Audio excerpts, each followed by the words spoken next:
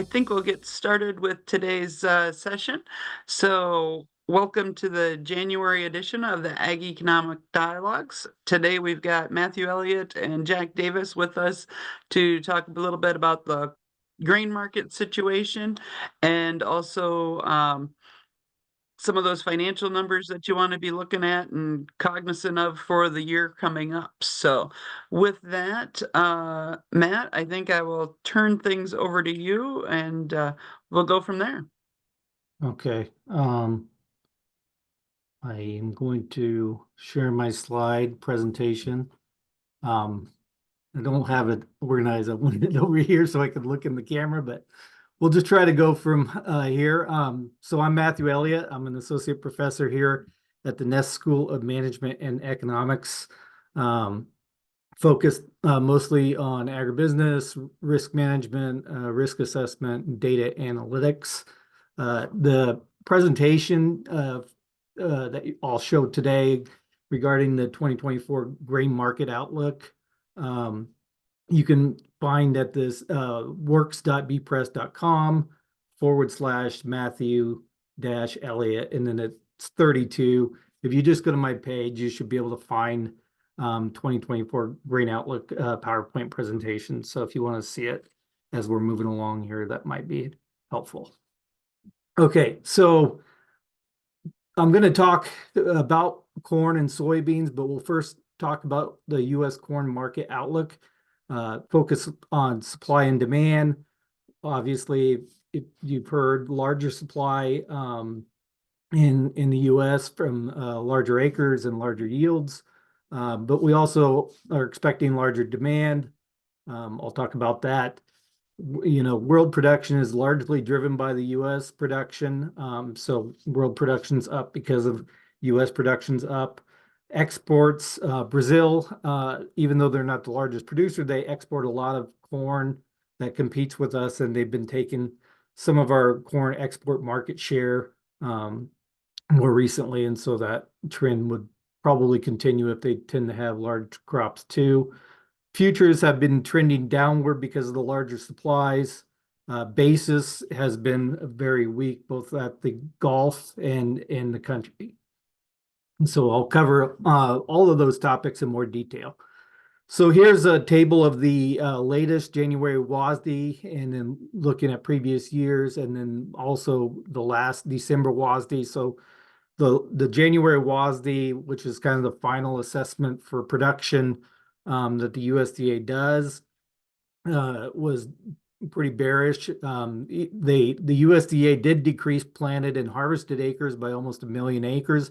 However, they raised the yield for corn 2.4 bushels per acre, which was quite a bit of surprise to the marketplace. And as a result, corn supply was increased 100 million bushels, and then ending stocks stayed. Or I'll talk about ending stocks in just a second, and that increase from between the increased acres and the higher yields, we've increased corn supply for this year compared to last year, 1.5 billion bushels, which is a pretty large amount, and the largest supply going at this point in time of 16.7 billion bushels since 2018. So U.S. corn demand is also been increased, and that partially offsets that increased production to help alleviate some of that. Livestock prices, meat prices have been pretty strong, and with declining corn prices, the margins for feeding are becoming larger and definitely profitable. So we continue to see a good feed demand going forward. Right now, USDA is currently projecting an ending stocks to use of 14.8%, which is a large increase compared to 2023 of 9.9% when we had stronger grain prices. And so the ending stocks percent and futures prices has a generally pretty strong relationship, and that's indicated in this chart right here. So with a 14.8% stocks to use percentage, or ending stocks to use percentage, we would expect prices to be around that $4 or so mark, but it's actually trading $4.55 in January, which is slightly above expectations. So generally, if there's a 1% change in stocks to use, we'll see an increase. If that's a decrease in stocks to use percentage, we would see an increase of 35 cents in price. And on the flip side of that, if we see stocks to use increasing, we would see a decline of 35 cents for every 1%. And so that kind of gives you a general idea or indication of what you would expect when you start to see some of these ending stocks to use changes and what that means for prices on the when you see these changes on the balance sheet from USDA. As I mentioned before, U.S. production largely drives world production. The U.S. is it counts for about 31% of world production. And given our larger production this year, so total world production for corn is expected to be higher. And so that's leaving larger amounts of ending stocks on a world balance sheet as well as the U.S. domestic balance sheet. So world corn exports, generally between the U.S. and Brazil, we make up more than 50% of world exports. The United States was 30% of the export market for corn in December, and Brazil had 24%. And so even though Brazil is not as big of a producer, they generally export a lot of that, and they do that at a different period than we do. So Brazil typically would have larger percents of exports during that July-September period, or summer period during our growing season. And then we export more during the Brazilian growing season in that early, March to May, April period. And so this December, because of our larger amount of production, we had a larger amount of the export market share compared to, say, December 22 last year when stocks were a lot tighter. We had 30% of the export market compared to 20% last December. So March 24 corn futures price, so that's the nearby contract that we're trading largely right now. Basically a flat price decline. We've seen pretty heavy downward trends here with these more recent bearish reports with higher production numbers. 39% of the trading volume on the March 24 corn futures was trading between $4.80 and $5. And the high was in June of 2023 during our production season where there was some drought concerns and stuff. We had a high March 24 price around $6.28. But right now we're looking at about $4.44. So about a $2 decline from those highs in June to what March 24 is trading right now. And that's largely because of the increase in stocks to use level. So the December corn futures, so looking forward to next year, so the harvest contract for this new crop upcoming year for corn. So 40% of December 24 corn futures that's traded in that 510 to 520 range. The high for the new crop corn was back in June at about that same time the March was, but it was a high of about $5.64. So that was the best price so far that you could get for this new crop corn. If you traded that, but it was short-lived, and so probably not very many people did. The new crop corn futures, like the old crop corn futures, has declined quite a bit. There's a pretty good negative downtrend because of the latest bearish reports and larger ending stocks. And so really we look at the spreads between the nearbys and the deferred contracts to kind of understand what the market's thinking from a bullish, bearish standpoint and fundamentally. And so the old crop March 24 futures contract compared to the new crop December 24 futures contract, the spread has gone from an inverse market, which would indicate bullish fundamentals, to a carry market, which indicates bearish fundamentals. And so that generally lines up with what we're seeing in the supply demand reports from USDA and so forth.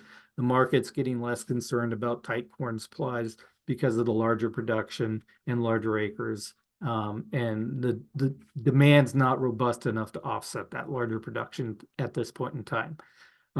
So the carry in the market indicates that the market is trying to incentivize producers and wholesalers to store that grain, not bring it to demand points right now. They'll pay you more for the grain in the future, and that's what the carry market indicates. If you look at the corn to soybean price ratios on the new crop contract, so December 24 corn versus November 24 soybean ratio, earlier in the year, the market was really incentivizing to have larger corn production. That ratio was actually at 2.25 there in March 2023 before a 23 planting season. That incentivized producers to plant more acres to corn compared to soybeans. And since the larger production, larger acreage occurred, and there's less concern now about corn supply, we've seen that ratio go back to more of a normal 2.5. So the market's really given more of a neutral outlook, not really incentivizing corn or soybean one way or the other going into this next season. Really just kind of, probably in our typical, 50-50 corn soybean type of splits is what the market's kind of thinking or indicating right now. Now, as we turn to basis is really weak at the Gulf of Mexico. Typically, we'd like to see basis higher in that above that a dollar above the futures market. And that's where it was when things were really strong there at the first half of 2023, but because of the larger harvest and larger supplies and then maybe weaker export demand than we would like, we've seen basis really weaken to only about plus 52 cents above the futures contract. Again, larger supplies, some Panama Canal issues that have caused increased freight costs through the Panama Canal to certain export demand might be a factor behind some of that weakening basis at the Gulf. And then also weaker export demand it could be at play here as well. If we see some added export demand because, say, production problems with corn in Brazil, for example, typically we would see this Gulf basis start increasing, and we know that export demand is starting to pick up. So anything where Gulf basis is moving from that plus 50 cents to plus 80 cents or more, then that would start to indicate that export demand is starting to pick up and that it might be higher than what we're expecting on our balance sheet at the current point in time. So currently Gulf basis is about in the 18th percentile for where it typically is, so pretty low, as I mentioned before. Also, basis in the countryside in Aberdeen, for example, at the country elevators is really weak, like the Gulf basis. So typically, like earlier this year, there was points that we had South Dakota corn basis that was 50 cents per bushel above the futures price. Right now, we're sitting about minus 60 cents per bushel. We're about 14th percentile what we typically are for corn basis in Aberdeen. And so we're seeing that weak basis go from the Gulf and push back into the interior. And so we would like to think that our basis would get probably stronger in the countryside. Certainly not to plus 50 cents given the current fundamental situation, but maybe we can get from minus 60 cents to maybe minus 40 or minus 30 or something like that. Ethanol margins are great, like feed margins. Corn's lower, ethanol prices have stayed pretty steady, and gasoline prices steady. So now ethanol prices are at some of the higher levels they've ever been. So according to some models, ethanol plants in the Corn Belt are basically gaining $1 net per gallon by crushing corn and converting into ethanol.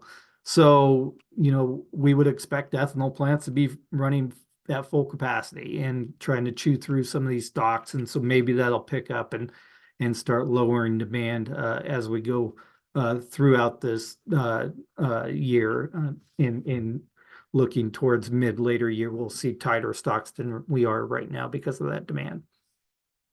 So just kind of to summarize for corn market here, larger ending stocks to use, 9% in 23. This has increased to 14.8% in 24. That has largely been the largest number or biggest impact on pressuring prices over the course of this year, and especially most recently.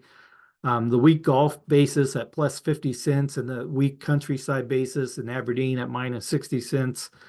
These are things that, hopefully we see kind of can strengthen over the course of the year, and then have some, help with price to get a little bit better. But we'll just have to see how that plays out. The market is pretty neutral now on new crop corn versus new crop soybeans. We have a 2.5 corn to soy ratio on price on the new crop contracts.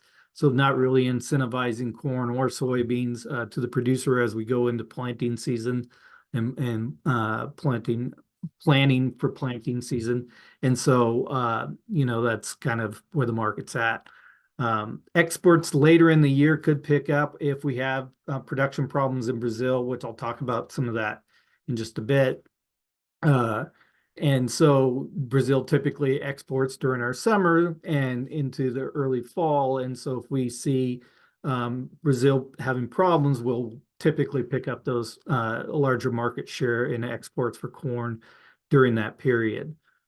Ethanol and feeding margins are really good. So there's increased domestic demand that can help consume these stocks. It just depends on how much capacity can we push on ethanol plants, and how much more corn works into the diet of the livestock and so forth, and then how that will play out with ultimately with declining or decreasing ending stocks and putting more upward pressure on prices. So quarterly stock survey. So the USDA does a quarterly stock survey. Those will indicate if domestic demand is picking up and consuming corn at a faster pace than expected. So we might see some price movements right around or right after those quarterly stock reports. But a prelude to maybe a bullish quarterly stocks report would be seeing some of that strengthening in our countryside basis, especially. So because largely depending on domestic demand to help us with working through some of these stocks, either through the ethanol plant or feed. So we would think that we would see basis prices improve as those domestic demand points are pulling local cash grain into their ownership.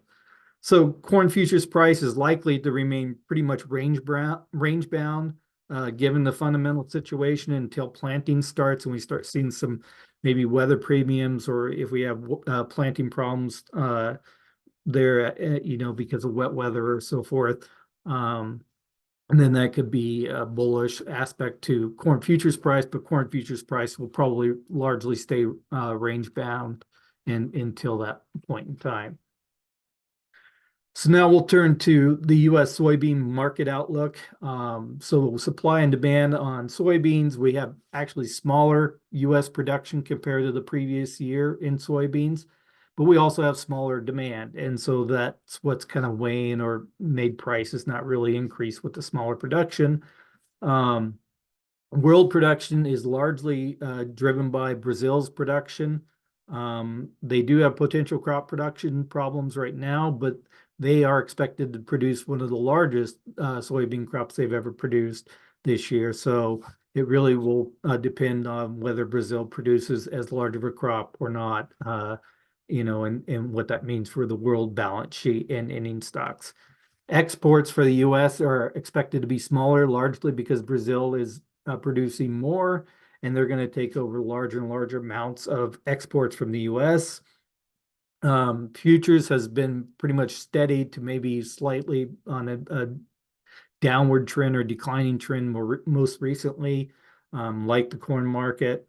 Basis at the Gulf and in the country is about average. And, in the U.S., our demand over the next year and the next year And the next couple of years, we're really going to be changing from where we're exporting a good portion of our soybeans, almost half, to really crushing a lot more and not exporting nearly as much because of the renewable diesel market and added U.S. Crush capacity. So we'll dive into the numbers a little bit more. So in the latest January USDA soybean supply report, USDA actually decreased harvested acres by 400,000 acres in the January survey, but increased yield by 0.7 bushels per acre. As a result, the 24 soybean supply was increased to 31 million bushels from the December survey, but it is actually 100 million bushels smaller than the 23 crop. And in fact, the 24 soybean supply of 4.5 billion bushels is the smallest soybean supply that we've had since 2017. Even though we have a smaller soybean supply, we have a lower or less expected soybean demand, and that's what's kind of keeping prices in check. So USDA held domestic demand steady from the December to January period. So all the increases in production that they showed on that supply table went right to the ending stocks, basically.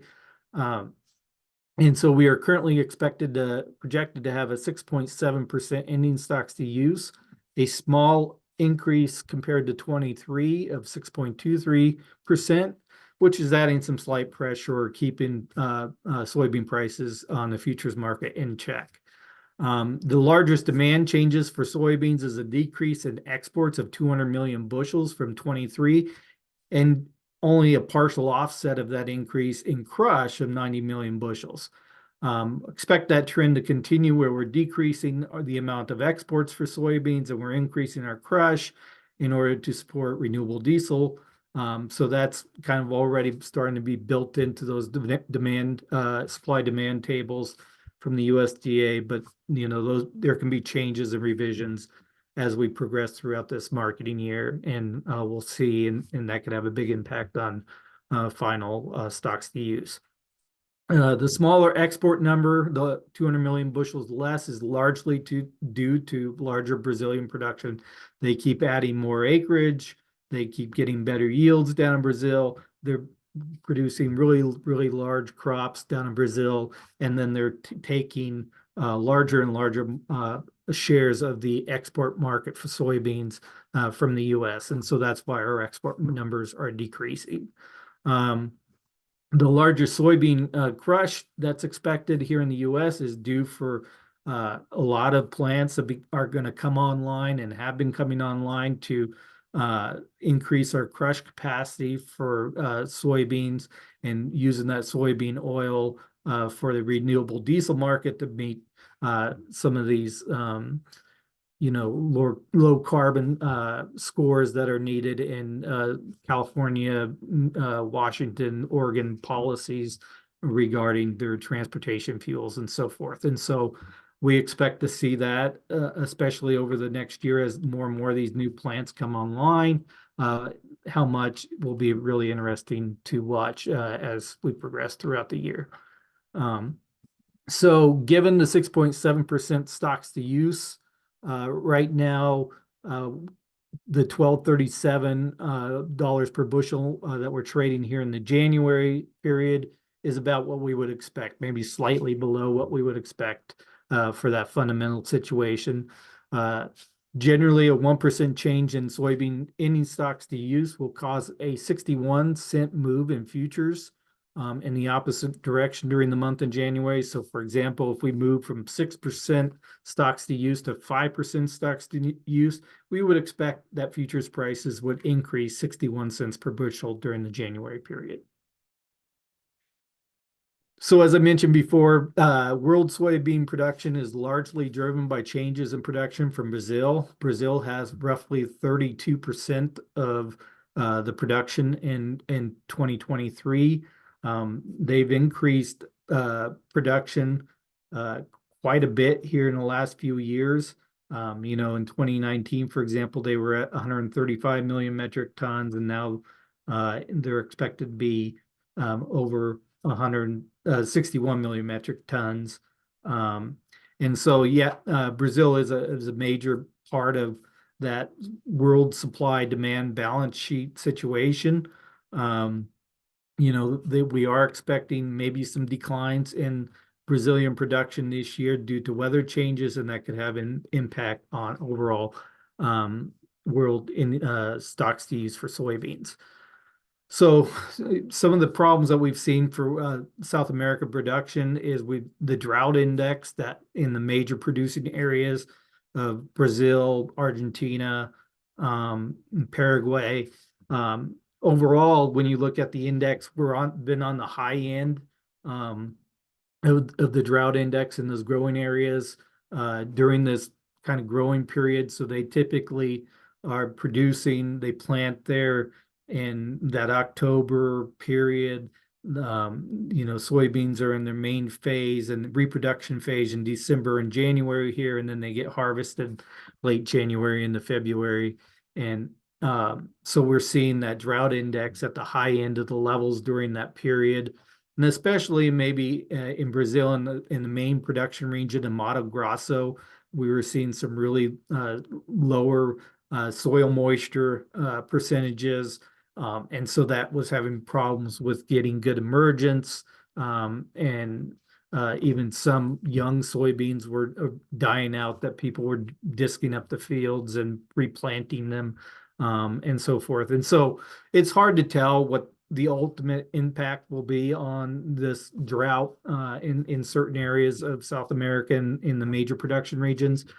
Some and private analysts have already said that Brazil was expected to have 161 million metric ton crop for soybeans, but now is going to be somewhere around 150 million metric ton. Anything below 150 million metric tons, especially if it goes down to 145 or 140, those would be very bullish to U.S. Futures prices in expectation that U.S. exports would have to increase to help meet some of that world export demand for soybeans. So, as I mentioned, with Brazil producing more and more soybeans, they've been taking over larger and larger percentages of the market. They typically export most of their soybeans at opposite periods than the U.S. does. So, while we're pretty active in the soybean export market from the November period to, say, the March period, Brazil typically after March into September, but even the most recent year last year, they were exporting a good portion even into November, and so this has caused our exports to decrease and our export demand to be kind of lackluster and so forth, and so that's why we're seeing the shift from declining exports in the U.S. because of larger Brazil production, but then we're expected to see some of that production go back into domestic crush consumption. And so we'll see how that all shakes out. But the general trend has been Brazil has been taking over larger and larger periods and go later into our typical export period. And so that's why we're seeing declining exports and weakening basis and different things that and on the export front. So if we look at the March 24 contract for soybeans, basically been kind of steady, but more recently kind of flat, kind of maybe testing some of those low ranges on the futures price. The high for the March futures was 14.19, somewhere around July, the end of July there. March 24 old crop has declined over $2 from the high to about 12.06 right now. Anything, if we see breaks below $12 on the March futures, that would indicate that the market's even thinking there's even further bullish sentiment that's already out there. And so there's even a more bearish fundamental situation than what's realized at this current point in time. As we look at the new crop November soybean contract, again, pretty similar type of price pattern. We've seen kind of flat to more recent declines on soybean futures for November of 24 for the going into this year. So 29% of the November soybean futures have been trading between 1260 and 1280.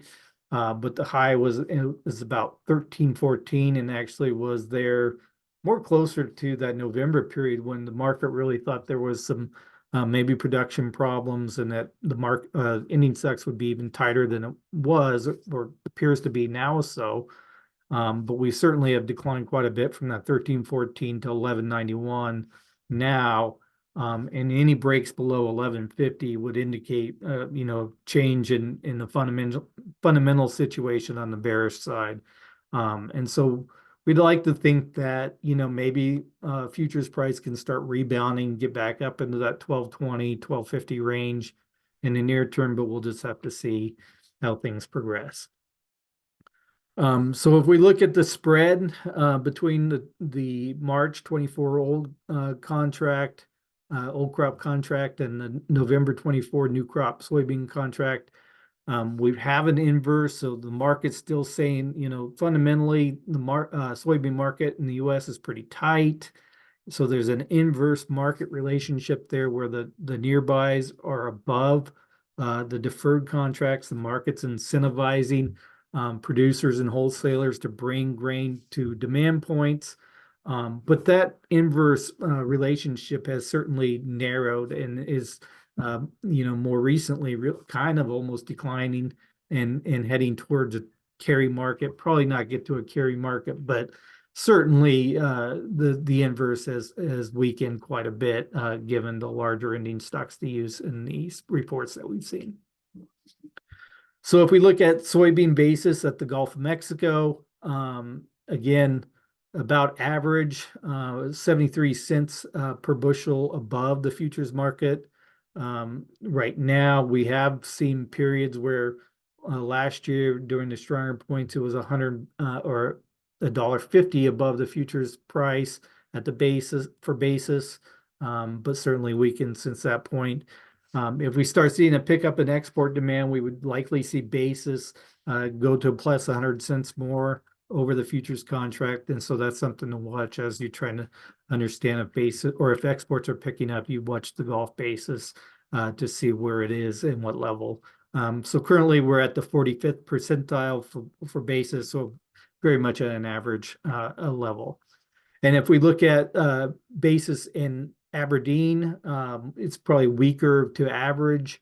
We're at times last year during when soybean stocks to use was tighter, we had pretty strong basis. For example, the period there where it was plus 50 cents above the futures contract.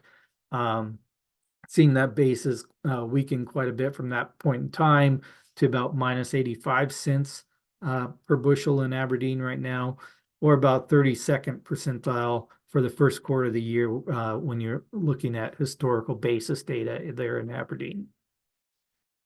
So as I mentioned, we're building excess capacity in the U.S. to crush more soybeans to meet this renewable diesel market because of the policy changes and policy requirements for low carbon fuels in California, Oregon, and Washington, and places in Canada. And so that's we've already seen crush capacity or in crush itself become record large. 23 crush, so U.S. soybean crush is going to be the largest on record, over 2.3 billion bushels. And so we're going to see added capacity come online throughout the year because a lot of these new plants are expected to start coming online, assuming they have soybeans to get and they can crush those, and there's the margins are good. We should see even greater crush, another record crush domestically for soybeans in 2024, and as we progress throughout the year, we would see that increase. So that's something to watch as we go forward. So just some takeaways on the soybean market outlook summary. Slightly larger ending stocks this year, 6.2% in 23, increased to 6.7% in 24. Gulf basis is about average, plus 75 cents. South Dakota basis is slightly weak to average, so about minus 85 cents. Market is neutral, as I mentioned before, between new crop corn and new crop soybeans, not incentivizing one or the other. Exports later in the year could pick up if we see these production problems in Brazil. If Brazil does really end up with a sub 150 million metric ton production level, I would expect exports in the U.S. would pick up later in the year to help meet some of that world soybean demand that was expected to go to Brazil. Crush margins are really good right now. This increased domestic demand will help consume some of these stocks and reduce those ending stocks throughout the year, depending on if those plants can come online and those crush margins could stay positive. Quarterly stocks reports, like in corn and the same in soybeans, will indicate if domestic demand is picking up and consuming these soybeans at a faster pace than expected. A prelude to a larger or a bullish consumption in the quarterly stocks reports will be a strengthening of country basis from that minus 85 cents to something more maybe around minus 60 cents or minus 50 cents. So I mean, we'll see these crush plants trying to get soybeans to crush because their margins are good. And if they can, they'll try to push basis up to get source that or originate that raw soybean to crush. Again, like corn, soybeans futures price is likely to remain pretty much range bound unless a smaller Brazilian production is really realized in government numbers and as the combines start to roll here at the end of the month into February and until planting starts here in the US, where we could experience some planting problems from wet periods or something like that. But then that could also have corn acres shifting to soybean acres, which would be kind of bearish. So it's hard to say how that would play out if we have planting issues in the spring in the US coming up. So just kind of final thoughts, takeaways, lower prices and steady fertilizer prices. Fertilizer prices have stayed pretty steady, even though crop prices have decreased, will put larger amounts of pressure on farm income in 2024. I really think that using more variable rate technology to optimally manage those and allocate those inputs is going to be kind of, really a necessity this year to maintain margins. Ending stocks are more abundant in both the major producing crops, but they can change. They could get larger, but they could also get smaller and tighter with 24 weather and demand. So there could be market opportunities out there, but they're going to be more short-lived, just as they were before. And so producers really need to be proactive when prices are at the high end of the ranges. I would look for stronger basis from interior domestic demand, both in the corn and soybean markets as we progress throughout the year. There's a lot more unknowns this year with the soybean market outlook because of this shift from export to domestic crush, how that plays out, how fast it materializes. All of that's going to be really kind of important to watch throughout the next year and then going into 24, 25 to really start understanding the supply demand dynamics in soybeans.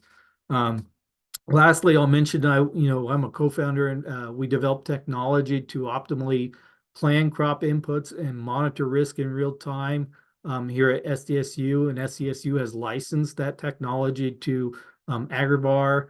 The URL for Agrivar is agrivar.ag. You can schedule a demo if you'd like to view the platform, but it really helps try to allocate those inputs given those tighter margins, and also to monitor changes in prices and changes in risk and at the market price and basis level, so you can really be active when trying to figure out good opportunities to sell. So with that, I'll stop and take any questions if there are, or if we want to move to Jack and then take questions, I'll wait to hear. Thanks, Matt. Any questions for Matt here before we would move on? You can feel free to type them into the chat or unmute your microphones if you would like to ask something now, or as I mentioned in the chat box, we will stop the recording at the end and you can ask questions and we'll have some conversation there. So I don't see anyone putting questions in. It doesn't indicate that anybody's typing. So How about we move to move over to Jack's presentation?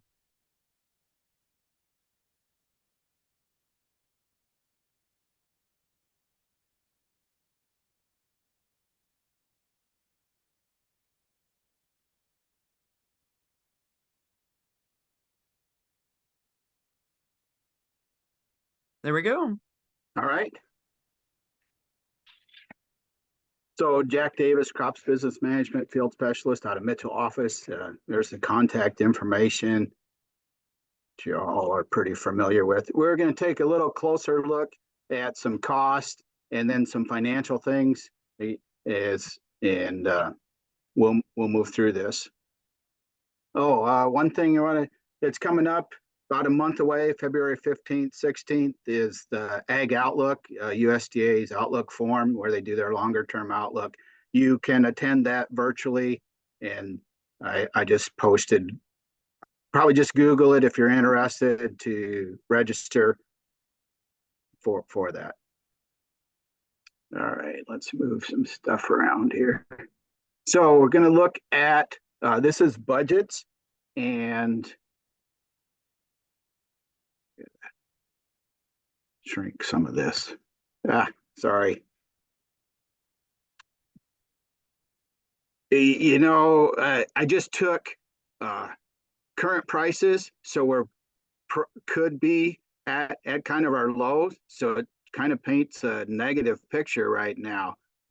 Some of our inputs have come down from what they were last year, but price is definitely down. These are from the higher production, then kind of moving west in the state and a little lower production, and then out west where they don't put quite as much inputs in and just have the different levels of inputs that we've estimated here. Seed is kind of come back in line. Fertilizer to a certain degree is down from its peak. Pesticides are down from last year. Things that are still probably up is some of the other, which would include some machinery costs, operating costs, and also such as repairs. Those types of things are high, and ownership of machinery is still elevated. Labor is tight. And if guys are in need of that, it's becoming expensive, just like it is in every other industry. When margins get tight, there's not the return to land, and you hear of major rents in high producing areas in that $300 level and plus. Well, unless they're producing more than 225 and at the same cost or getting more than 420, which is a cash bid today, that doesn't leave any room to wiggle, I guess. Kind of puts a cost of production with land at 315 at 434 and beans at 1155. So right where that market is. And then of course adjust as we go west. And most of that is probably not planting as heavy, don't fertilize as heavy because the yield's not expected or can't be achieved. Those would be some of the changes in input cost. Machinery costs may go down for some because of ability to operate on larger acreages, those types of things. So just a lot of numbers to digest, and as we dropped in price, all of them are showing a little bit of a loss right now, given that level of production and that level of inputs that I'm sharing here.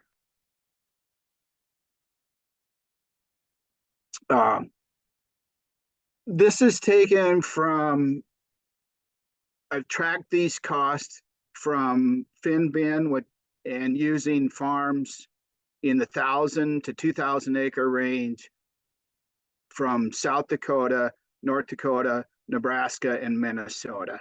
And these percentages are as a percent of gross. So taking the line item such as seed, dividing it by gross sales, and again for corn. So taking seed cost divided by gross sales of corn production for the growers in that area that I just mentioned. That's kind of dropped back down to that 12 to 13% for 2024, and it hasn't been there for a while. Fertilizer still kind of up. Ideally like to see that below 16. I don't think guys can get it there and get a decent level of production unless they're able to use manure, something like that. Maybe get it cheaper. Maybe they've done soil health practices and built their organic matter and can produce with less fertilizer, can produce the same level or more. But right now, using the budgeted items that I had, that's going to run about 17.5% of gross. And again, would like to see that a little less than that. Land, there's not much negotiation there. You'd always kind of like to think there is. If it gets above that 30%, it generally leads to negative margins when we're in this down market. And that just makes it hard for guys to produce at a profit. They got to get some squeeze somewhere else if they're renting all their ground at 30% of gross on corn ground. Machinery moved to 18% in 2013. It did lower in kind of that 2021 timeframe, but as you all know, are dealing with it, if you're replacing something or used you couldn't find forever, some of those inventories are getting built back up, but boy, it's still expensive, not only in operating but repairs and of course purchasing those. So that's almost approaching 20%. The management fee tends to fluctuate with, kind of staying in that 6 to 10%. I would just encourage guys to kind of keep that in line. We've probably bumped it up at least dollar wise the last few years with a couple of good years under our belt, and now maybe time to tighten that down a little bit more. Interest rates, a couple, quite a bit higher than in 22, 4 to 5 percentage points. So if we're looking at $1 million line of credit and using all that up, in a year's time, that would be $40,000 extra dollars for not doing anything different, not even increasing any cost or talking about any increased cost. So interest rates and finance are starting to make a difference. There is just the same crop budgets with lowered price for our output and the results. The green is the return to land for the different crops, and this was for East Central, so the higher production levels is what I was looking at here.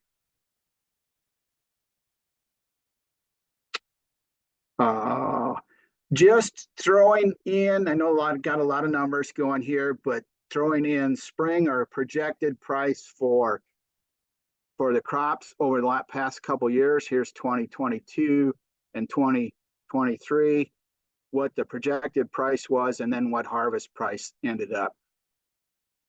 It was interesting through 23 how the markets on the futures price, at least on corn, followed 2013. They just tracked it very similar, coming off our high of 12 and coming off our high of 22. Both of 13 and 23 kind of paralleled each other. So I thought, well, let's look at 2014 for these crop insurance prices. I did not get them put in here, but for corn, the projected price was $462 in the spring in 2014. The harvest price was $349. For soybeans, 1136 on the projected price, 965 on harvest. Spring wheat was 651 and 617. And winter wheat, the fall planting price or projected price was 711 and harvest was 643. So we'll see how those track coming up as we get into the month of February and our projected price for crops is set. We'll watch that and see where that ends up for this year's coming crop. Well, I think with the downturn in price and coming off strong years, I'm just going to emphasize that working capital and how critical it is to stay successful in a high capital intensive industry. Working capital, current assets minus current liabilities. I'm going to use a measure of working capital to gross sales. Would really like to see it greater than 30%. Some people will measure it as working capital to total expenses. Either one is fine. I just like to operate off of gross sales when doing these things. If you're planning to grow or take on a new enterprise, if we can come in with a stronger working capital, it just makes that easier, probably on you and also those that you're working with to find the funding. Yeah, current assets, inventory quality matters. And that's not just the quality of the grain and not letting it go out of condition, not just the quality of the calves or cattle that you have for sale, but also maybe some protection on that price of those things that are stored.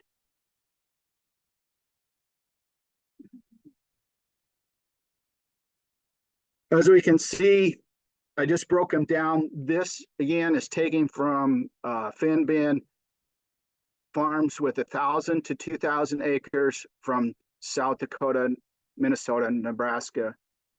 So those 4 states. So as we see, our largest current asset class is our grain inventory. If that, first off, I think guys do a great job of probably managing in the bin and taking care of it physically. For the most part, that's very well managed.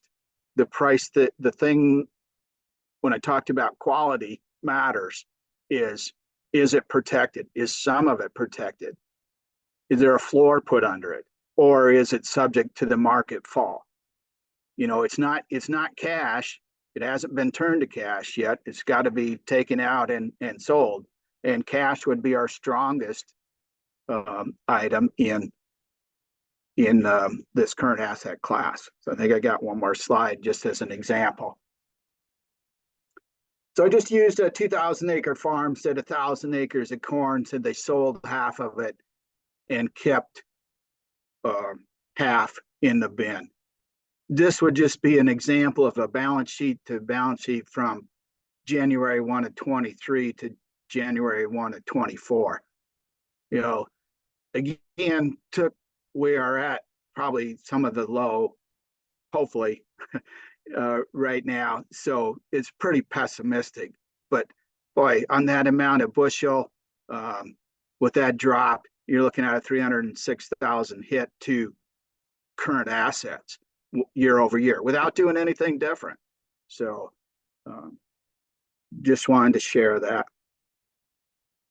So looking at working capital to gross sales, this is the top 40%, sorted them out by net income. So when I say top 40 or low 20, whichever I use, top, low 20, top, whatever, that is from net income of farms that are in this level of acreage. So really pretty strong, for these guys, stayed strong. In talking with some lenders around the state this past week, that's probably slipped that working capital.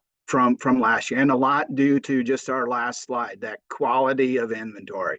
But maybe got a bump in yield in some parts of the state over last year, but the price taking quite a hit. So if it wasn't protected well, then probably saw some decrease in that working capital itself. Here's looking at the low 20% of that same group, and there would be in a very tight position. So they either are able to make some changes going forward, or they fall out and no longer part of the game. Just wanted to show gross farm income compared to total liabilities over a long stretch of time here. You can see that our total liabilities probably going up much more than our gross sales, and just kind of something to be aware that adding new purchases is also going to affect that working capital. We have our current payment off a long-term purchase that now is due or becomes part of our current liabilities. So things to watch is guys are maybe thinking of a land purchase or expansion type deal, new equipment purchase, on not only what does happen to total liabilities, but also to our working capital in those situations. Here, just showing it for the lower 20%.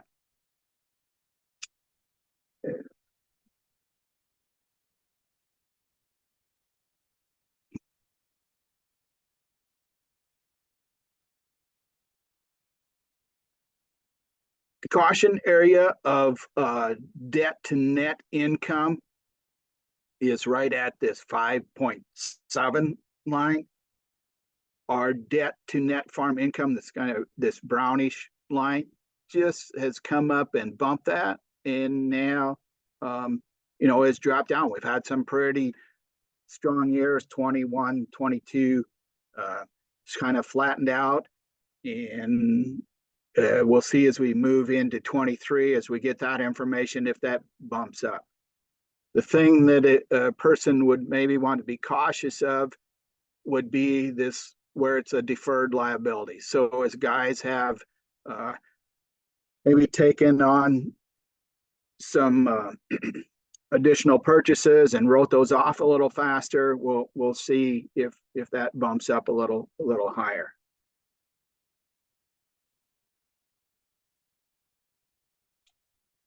Guys are hit with a lot of things, and I'm just listing them here. No special order, just every kind of things that as managers of a capital intensive business that they got to think about, and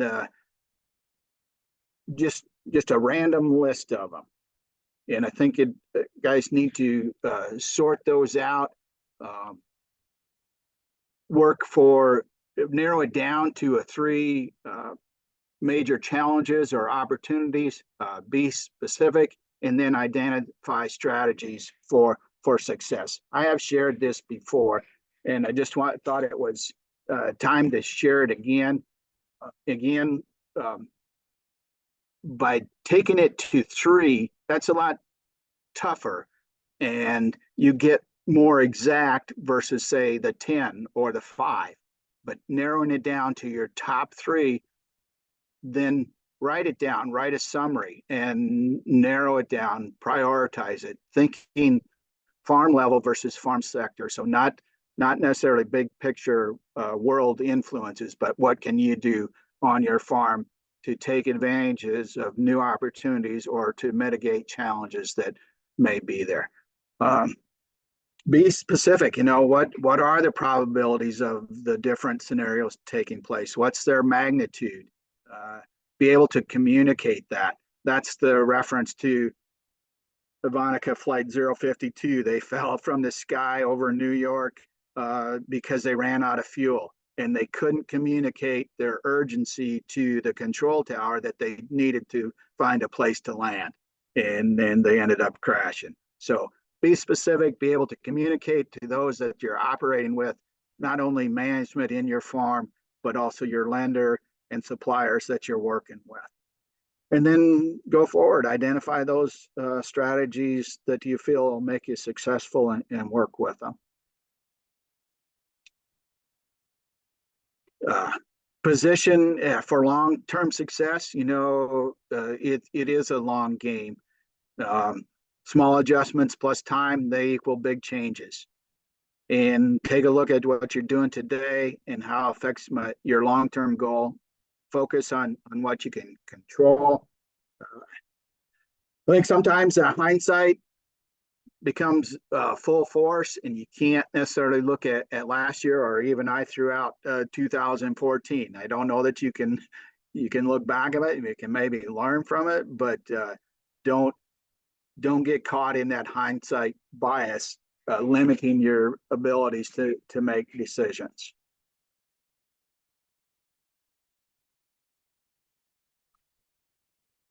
As interest rates have risen, I think our financial management increases importance. We went quite a while with not having to worry about interest rates.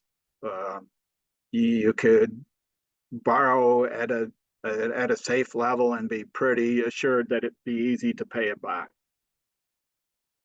That working capital, that's the safety net for these time when we take the major downturn or for volatility. A strong working capital not only provides that safety net, but also opportunities to take advantage of things that may come up and give you that good opportunity. I like to see guys keep that cash flow on a rolling process. So 18 months to 24, maybe just do them on a quarter type deal. So as one quarter drops off, add another quarter. And another step that can be taken there is monitor those budgets. Put some effort into the developing the cash flow and monitor it versus actuals. So take the time, either monthly, quarterly, to say, okay, here's what we budgeted for. What did we actually do this last quarter? How did it change? Was it volume? Was it price? Was it both? What could we do different, either in predicting our cash flow and or controlling it and making our input decisions and or selling price decisions? I kind of rolled through that. The sun will rise, and maybe, as Dr. Elliott said, boy, corn's going to be profitable for end users. So lower prices should increase demand and the use of our crops, bringing it back in line with a more profitable level for those that are producing those crops. So we will hope for the best and stay warm this weekend the best you can.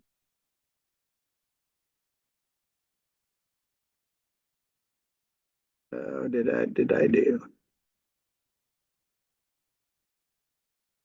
And that's what I had to open up for questions. Okay. Thank you very much, Jack. Appreciate that. And thanks to everybody for joining us today.